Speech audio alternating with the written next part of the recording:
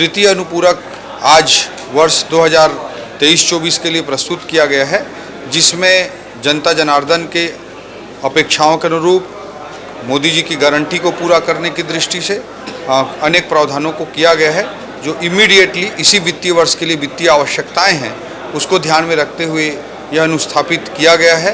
यह अनुपूरक तृतीय अनुपूरक अनुस्थापित किया गया है और पूर्ण बजट मूल बजट वर्ष 2024-25 के लिए 9 तारीख को 9 फरवरी को 12:30 बजे प्रस्तुत। और विधानसभा में विधानसभा अध्यक्ष महोदय जी द्वारा और कार्य मंत्रणा समिति द्वारा निर्धारित समय सारणी अनुसार 9 तारीख को 9 फरवरी को 12:30 बजे बजट वित्तीय वर्ष 2024-25 के लिए प्रस्तुत किया जाएगा।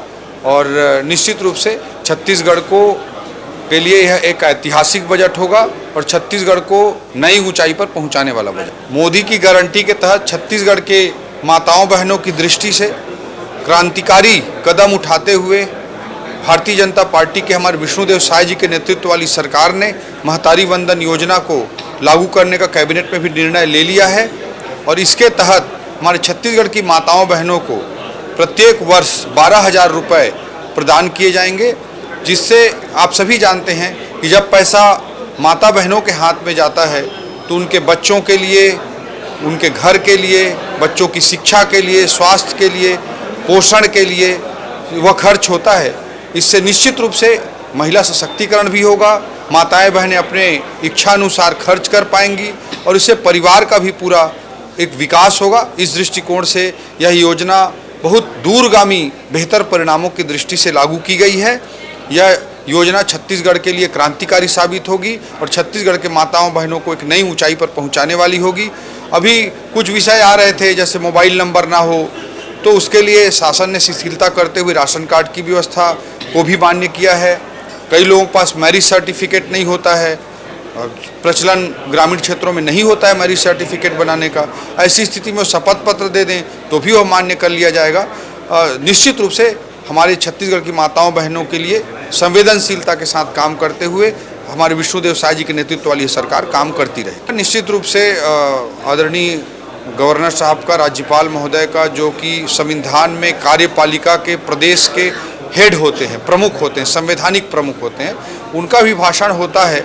उस अभिभाषण के पश्चात एक पूरा दिन निर्धारित करके 2 दिन इस बार निर्धारित किया गया है उस अभिभाषण पर चर्चा के लिए। तो इसलिए विपक्ष को एक अच्छी संसदीय परंपरा का अनुसरण करते हुए टोका टाकी नहीं करनी चाहिए।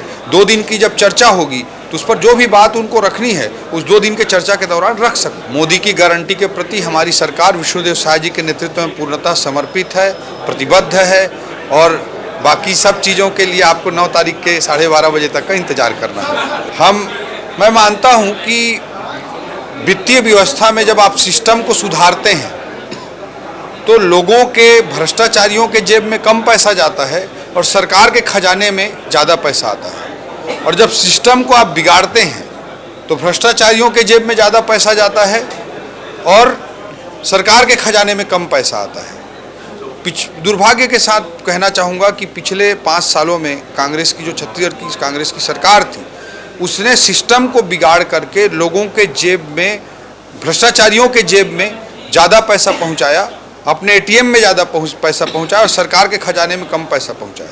इसलिए रिफॉर्म एजेंडास के प्रति हम पूर्णतः समर्पित हैं और इन रिफॉर्म एजेंडास के आधार पर मैं मानता हूँ कि आने वाले वर्षों में छत्तीसगढ़ में राजस्व आय में ज़बरदस्त वृद्धि होगी और उसके अनुरूप एक श्रेष्ठ वित्तीय व्यवस्था, एक बेस्ट फिनेंशियल मैनेजमेंट सिस्टम के माध्यम से हम छत्तीसगढ़ राज्य को नई ऊंचाई पर पहुंचा पाए।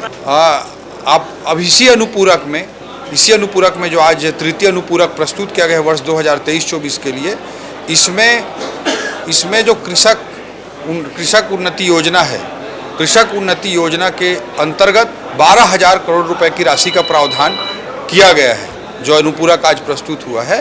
तो बहुत जल्द हमारे किसान भाइयों को भी कृषक उन्नति योजना का लाभ मिलेगा।